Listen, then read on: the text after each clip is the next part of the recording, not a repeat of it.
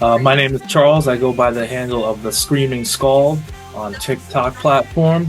I was interviewed today for the very first time by Keith Andrew, and I definitely recommend anybody who wants to be on a free and open platform to definitely go ahead and give his videos a watch.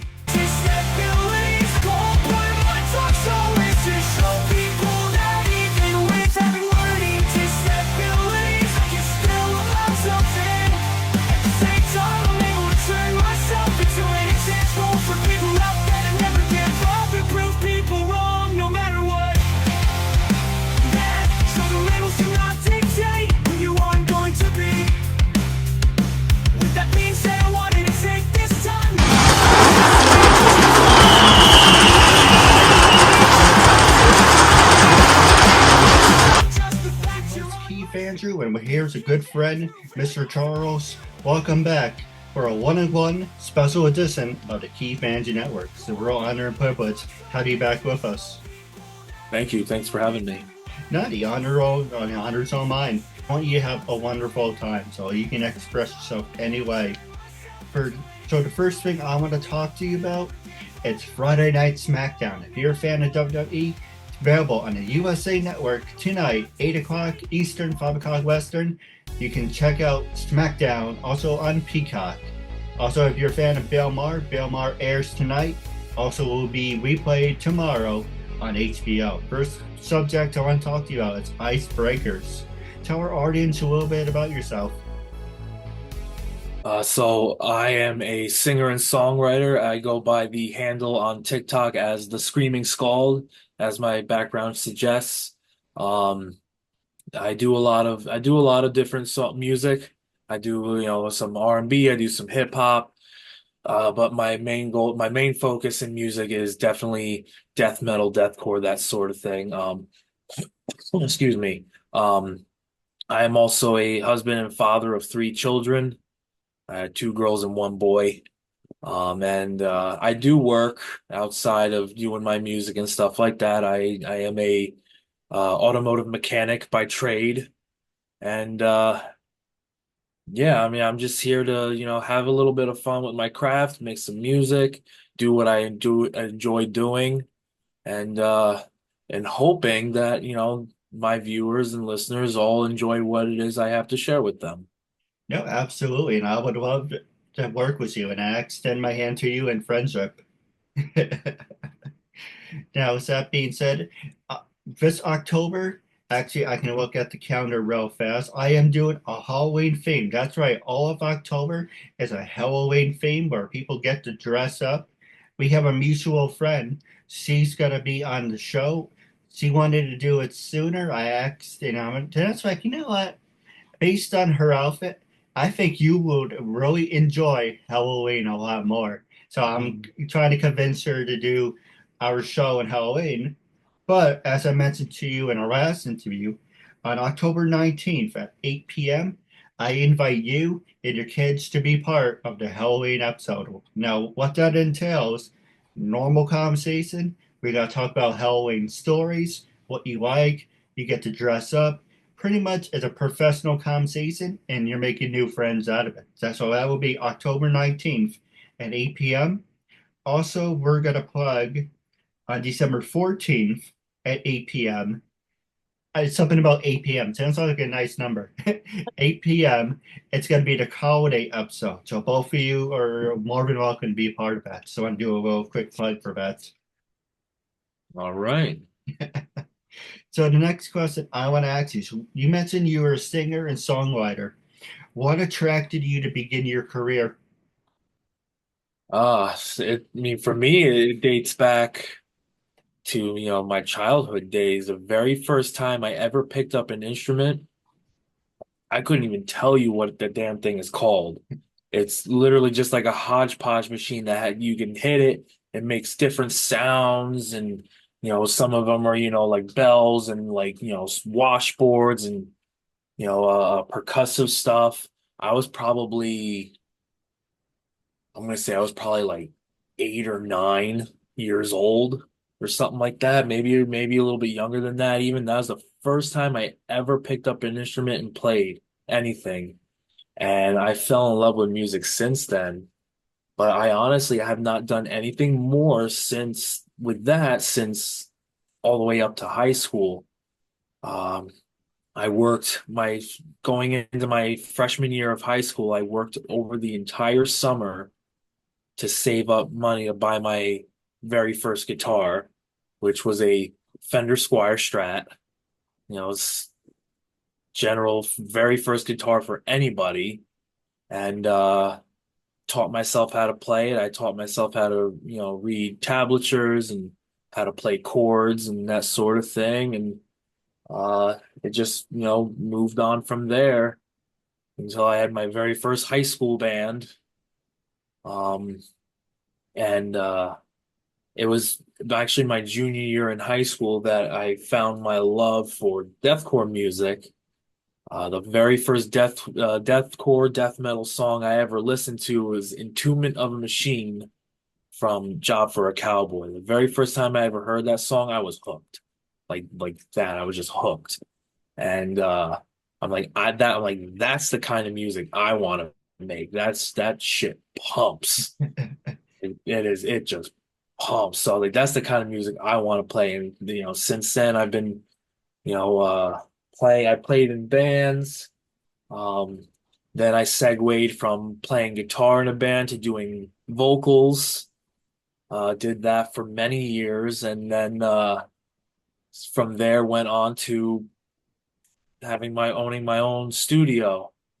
Um, the name, I started my own studio about 3 years ago. It's called Scald Records, and I've worked with some hip hop artists here and there. Was one R&B kid. He was actually pretty good, and then an alternative hardcore band, bunch of high schoolers, but they actually were really good. But also too, it gives me pl a place and an outlet to work on my own music, which tonight at around 8 p.m. Eastern Standard Time, I will be debuting the latest cover track I've done, which is for the upcoming Halloween season. If anyone is a fan of the movie Nightmare Before Christmas, it's a death metal cover of This Is Halloween. And like I said, we're debuting that tonight on TikTok at around 8 p.m. Eastern Standard Time. No, I'm looking forward to that. Yeah, if you're gonna look for it, it's gonna be on Fawn Winters Live. She's actually doing a Jack Skellington themed cosplay live in honor of it. So that's where we'll be debuting it. No, I gave her a shout out. She's really wonderful. She's very sweet. Oh yeah, no, Fawn, she's amazing. So the next one I want to ask you is, what has been your greatest achievements? My greatest achievements, well, I mean, hands down, it's gotta be, my kids. Hands down. I mean, I've opened for many mainstream bands. I've opened, played shows and opened for bands like Psychostick and Attila, Oceano. I wrestled a bear once. Biggest one was probably Whitechapel.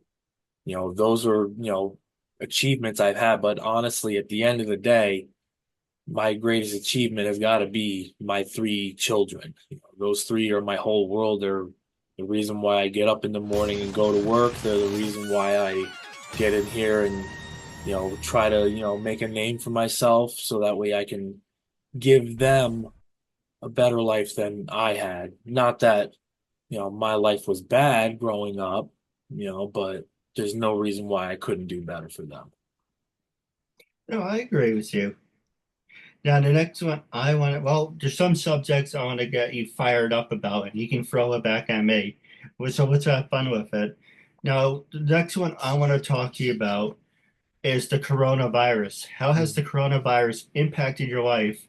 And do you see things in a different point of view versus beforehand? Um,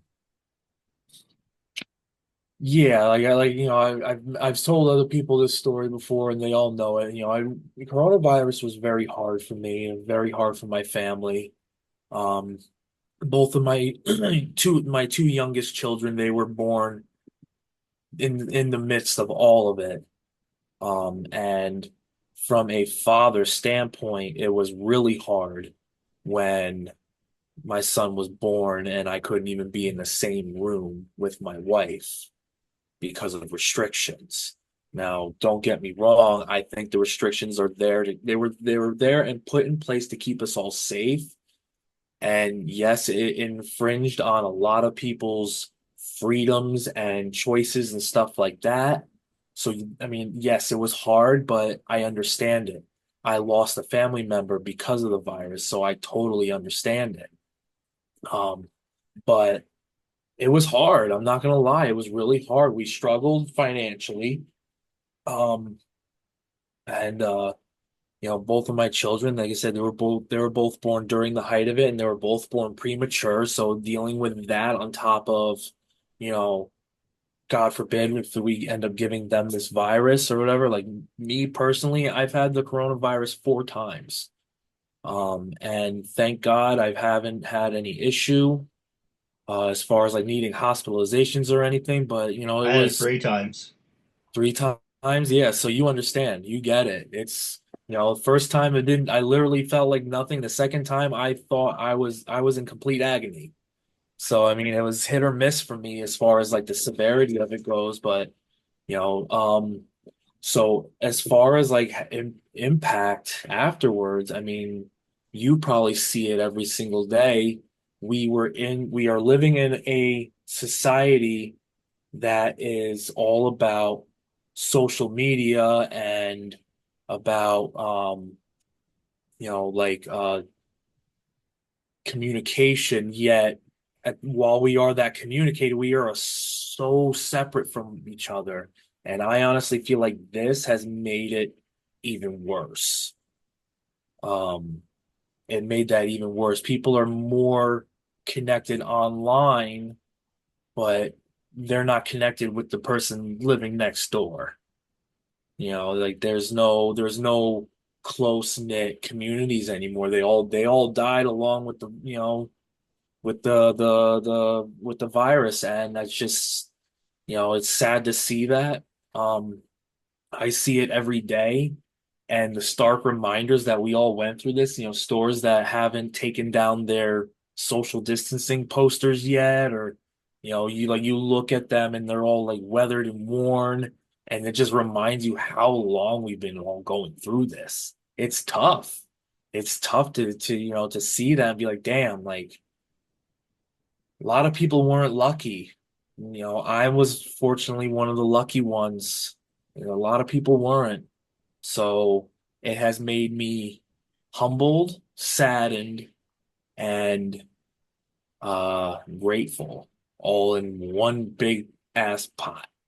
No, I So I understand. And my dad went for surgery, and I couldn't be there with him because yeah, it was during the pandemic. And it's really dramatic. yeah, And especially one thing I know, like preaching to people, but being vaccinated doesn't make you invincible. But it is important to be vaccinated because it will cut your chances in half of being hospitalized. So I absolutely. give me, oh, go ahead. I'm sorry. No, I was just gonna say absolutely. No, I have the primary vaccines, but I don't have any of the boosters. None of my children are vaccinated. Um, their mother and I, we both decided we didn't want to give it to them when they're that young. We just kind of, the people that are closest to them, that are within their life, they're all vaccinated. So it's kind of like we're kind of treating it like herd immunity for them. Um, there's been some controversy saying, like in young girls that the vaccine is causing reproductive harm. Not saying it's true or not, but we're going to side on the air of caution. Yeah. So we went with herd immunity when it came to our kids. Um, but no, you are absolutely right. Just because you got the vaccine doesn't mean that you're Superman. You still got to be cautious, but at least with the vaccine, you have a fighting chance. Like I said, I got the vaccine and I've had it 4 times. So it doesn't prevent you from having it. It just means that you have a better chance than a lot of people unfortunately didn't have. Well, here's an example for you. I am When you get the flu shot, it's not for A or B. Mhm. It's you can get, okay, I get a flu shot for strain A, but you can still get strain B. Or if you get a shot for strain B, you can stay. I always get my flu shot, and not to talk about politics or anything. I'm just being completely honest. But you still are going to get sick, but Oh, it just cuts your risk in half. yeah, exactly. And honestly, when I look at it, the flu shot, it's more, in my opinion, it's more meant for those who are, we'll say, elderly or immunocompromised. Right. For someone who's in general health, like me personally, I haven't had a flu shot in over 10 years. And I've had the flu twice since then. So, I mean, it's hit or miss with everybody. Everyone's bodies are different. I know people who get stomach viruses like it's candy, and then, I know people who haven't been as sick a day in their life. It's always hit or miss. So it's all a matter of what you need and what you want and what you feel like is right. So, like, I haven't had the flu shot. My kids have had it once. Just, they've only had it once. But, like, for someone like, I have a family member who's immunocompromised. They get it every year, along with everything else. And that they need that. So it's important that, you know how your body is and how it works and um what it's, know what your body can and can't handle, and that's where you need to go with that. But yeah, Yeah, no, I'm totally with you on that, 100%. yeah, absolutely. And we can talk about anything you want. And if you don't want to talk about it, you can always tell me to shut up or pass. But the next question I want to talk to you about is Song of the Day. Now, what song, as a songwriter and a singer, what song did you work on and do you like enjoying listening to?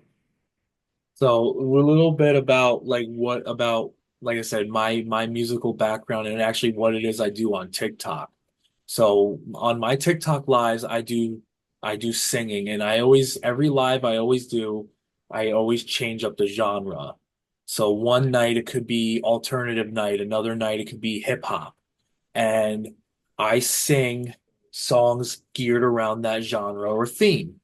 Um, and the same thing goes with my music choice every single day when I listen to music, because I listen to everything. I listen to everything from Chris Stapleton, a country artist, to like I said, Whitechapel, a deathcore, death metal artist. I listen to everything.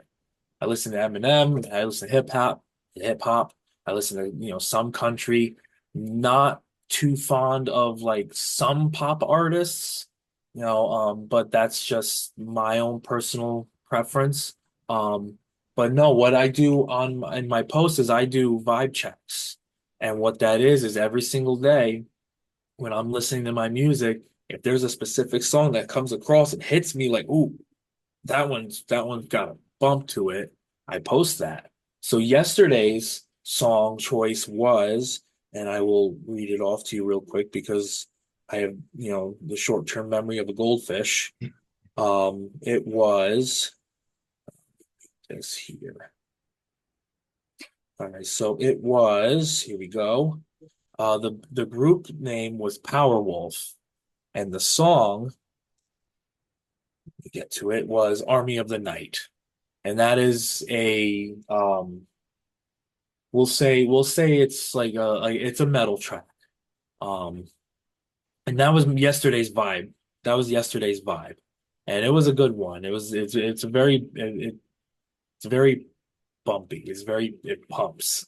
It is very groovy. The song I'm actually working on right now, though, as I stated in earlier, it is a metal cover of the song "This Is Halloween" from Nightmare Before Christmas.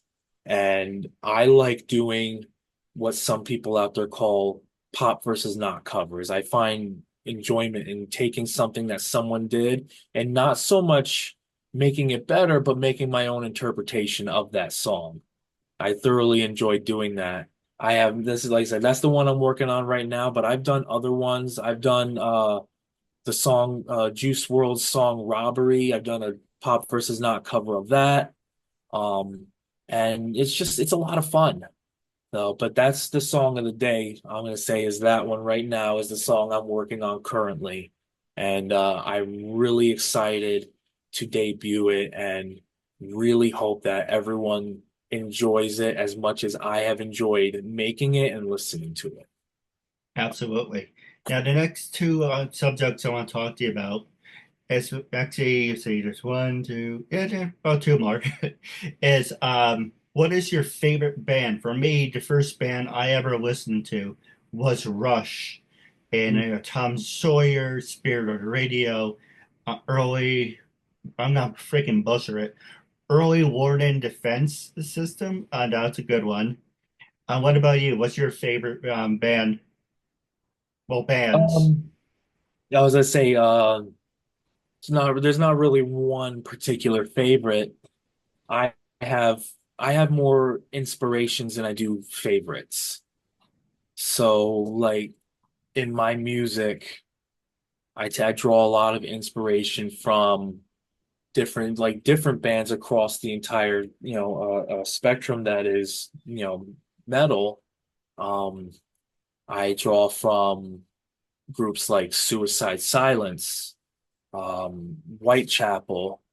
All time though, like of all of them though, the one that like really gets my blood pumping the most, which is ironic because the type of metal that is considered beat down. It's very slow, low tempo, very deep, sludgy tones. That will be Black Tongue. They are a deathcore group from Hull City, England, and not only their music style, but their lyrics are just phenomenal. And there is never a moment where I'll be listening to something and if Black Tongue comes on, I'm not changing the song. I'm listening to it straight through, no matter where I am, what I am doing. They are they are really something. Those guys, they are an amazing group of artists for sure. Now, I'm going to give you an option for a last subject. Do you want to talk about inflation and pricing, or do you want to talk about AI? I'll leave it up to you. Um, let's go with inflation because I definitely got a whole lot to say about that one. No, absolutely. Oh, they're both good subjects. So, Yeah. for I give you an example. We go to shop, right? And they're like, oh, they're selling melon bars. And so they're about a good sized box. And it's not small like this, but it's a good sized box. But my problem is they charge you about five, maybe $8. Okay, $8 is too much. Maybe like $5, and you're like, oh, I can't wait to eat it. So you open the box, it's the size of this, but freaking smaller. I'm like, this is okay, whatever. Then the orange juice, the milk. Thank God they haven't shrunk the freaking and it's uncensored. Haven't shrunk the fucking bananas. They probably would if they could. The Gatorades, the vitamin waters, and it used to be $3, maybe $4 Mhm. for this. Now it's like eight, and it's the size of his water bottle. And it's kind of like they're shrinking things and they're getting away with it. And it's just complete bullshit. Let's put it to you like this. All right, I got an even better example for you. All right. Take the size of the item, take that out of the equation here, okay? I got my son, he's lactose sensitive. He can't have regular milk, he can't have regular cheese, Me too. right? So we buy my son lactose-free milk.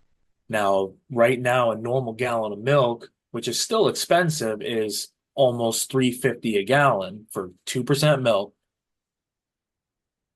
My son needs lactose-free milk. There's only one company that I found that sells lactose-free milk that isn't soy milk, and they want $8 a gallon. And it's insane. I've only found one company so far that makes lactose-free American cheese, and it's $6 a pack. And the pack is this big. And that's what's like really hurting us right now. I mean, hell, a loaf of bread is $7 a loaf. It's insane, and it's then, not even taking the size out of it because whether it was cheap or not, it's still going to be the same rinky-dink little pack. You open Right. up your bag of chips, it's this much chips and this much air. That doesn't change. That doesn't Right. do anything for it, but it's the simple fact that, they're charging you, like I said, it's $8 for a gallon of milk. And I have no choice but to buy it because it's either I buy that or I, be a cheap bastard and get the regular milk and my son suffers for it. That's the part that really gets me going on that. And the fact that, these politicians right now, they just keep saying, "Oh, we got to do this, we got to do this, we got to do this." I'm like, well, instead of talking about it, how about we do something now? Because by the time you do something about it, it's going to be too late. My wife and I, we struggle. We both work. My wife and I, we both work, but we still struggle to buy groceries every week. You got to talk about two adults and three children, and then that's not even including the pets. I got two dogs and No, right. a rat bastard for a rabbit. I hate that rabbit to death, but still has to eat. You know, I'm gonna say we probably spend maybe about like four, almost $500 a week in groceries between all of us here in the house. It is insane, you know, and that's not counting if we cut back, which we do. Like, my wife will ask me when she goes food shopping, "What do you want?" I tell her nothing. Don't worry about me. Get what you need and get what the kids need. I will be fine. I will figure out something else. If they all eat happy and healthy, and it means that I'm living on tuna fish and ramen, I'm good with that. I'm okay with that. Because at the end of the day, I need to make sure that she's gonna be okay and has everything that she needs, and I especially need to make sure my kids have everything. I can get things anywhere.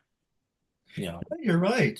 Especially now eating out, with Chili's, especially. I love Chili's, but there's especially these shrinking things. They say they give you about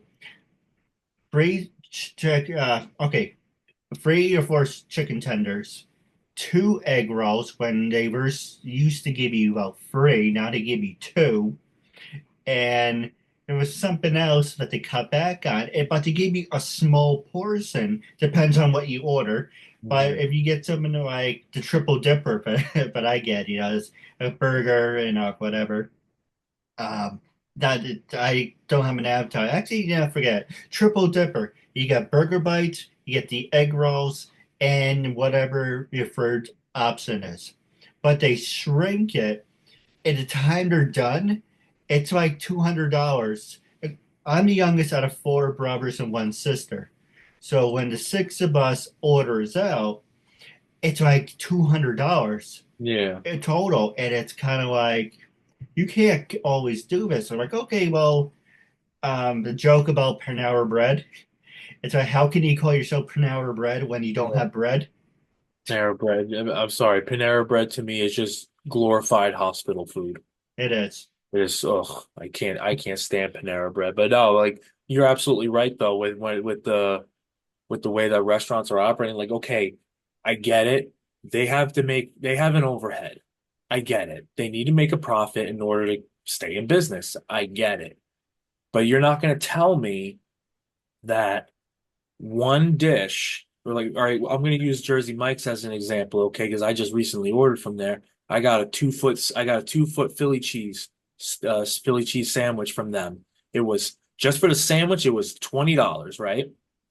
You're not going to tell me that you're not going down to Restaurant Depot and buying all your meat and cheese and your bread at bulk for a little, we'll say like a week's supply for them in bulk is probably going to be like $400, we'll say. argument's sake. It's probably more than that, but we'll say $400. And if 40 people order a Philly cheese in a week's time, and you're charging $20, you're almost doubling your profit. That's true. But I do have a couple questions for you off the air. But my last question for you is I want you to be brutally honest. You can say anything about it, I have no cards on my sleeve. When I first approached you to be a guest on my talk show, what made you say yes? How do you feel now, and would you recommend it to other people? Being brutally honest. You can say whatever you want. I won't lie and say I was skeptical at first because I mean I don't know you from a fucking hole in the wall, And but I had a buddy who has heard of you before and said, no, definitely go do it. It would be good for you. It's legit. No, and I'm like, okay.